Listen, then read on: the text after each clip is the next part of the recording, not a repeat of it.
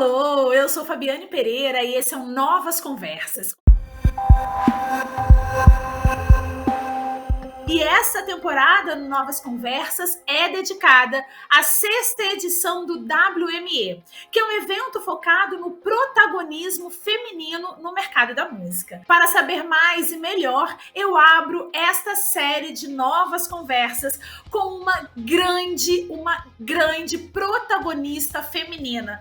Quando a gente fala de mercado da música, não dá para esquecer ou para deixar de lado o nome dela. Ela é artista, ela é uma agitadora cultural que há mais de 2 décadas faz um trabalho importantíssimo. Ela é presidenta também e hoje ela está aqui conversando com a gente. Seja muito bem-vinda, Ana Morena. Olá, Fabi Pereira, maravilhosa! E não se dá para falar de radialismo e de jornalismo cultural sem falar de Fabiane Pereira também. Ana, você é potiguar, idealizadora do Sol, que é um dos poucos festivais que não acontecem de forma pontual. É um festival importantíssimo para o Rio Grande do Norte, porque ele acontece ao longo do ano inteiro. Ele é um hub cultural. E você também é presidenta da Abrafim. Eu vou começar, então, com a presidenta da Abrafim. Explica para os nossos ouvintes o que é a Abrafim, o que a Abrafim faz. A Abrafim é a Associação Brasileira dos Festivais Independentes, é uma entidade representativa dos festivais de música do país.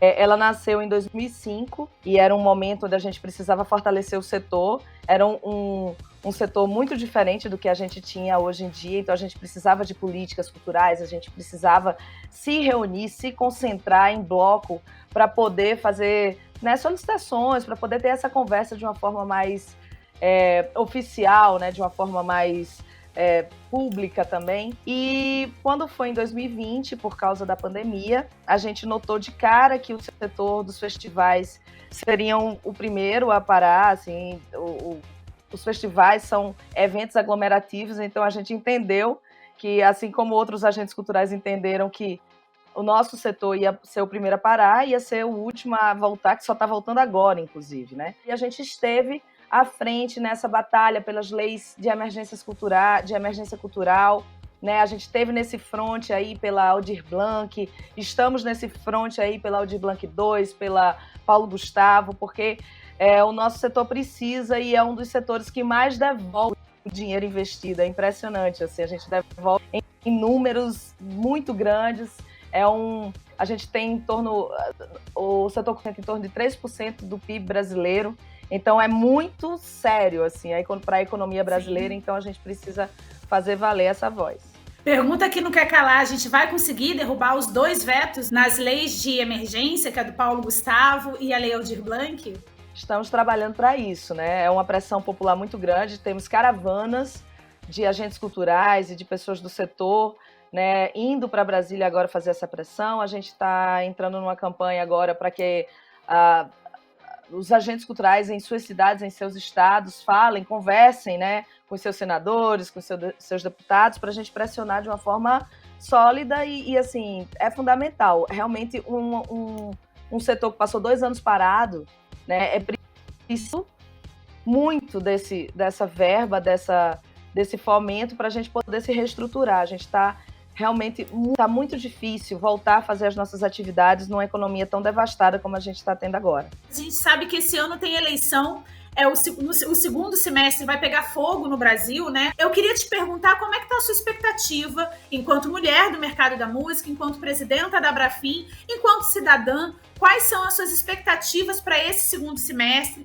sob o ponto de vista da cultura? Olha, esse segundo semestre é um semestre divisor de águas, assim. Ou a gente coloca um governo que esteja preocupado com a cultura como centro da política do país, porque eu acho que esse país ele só consegue se reerguer se a cultura estiver neste miolo aí, estiver encabeçando, estiver dentro, agarrado na política do país, sabe?